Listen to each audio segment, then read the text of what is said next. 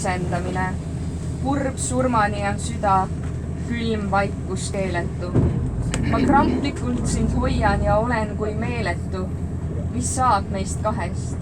Mis on nahastamine. Sind nagu maetaks, külm mullastamine ja panemine kirstu, palvelus valveten ja süda on ära väsinud, on tuimaks jäänud kannaten.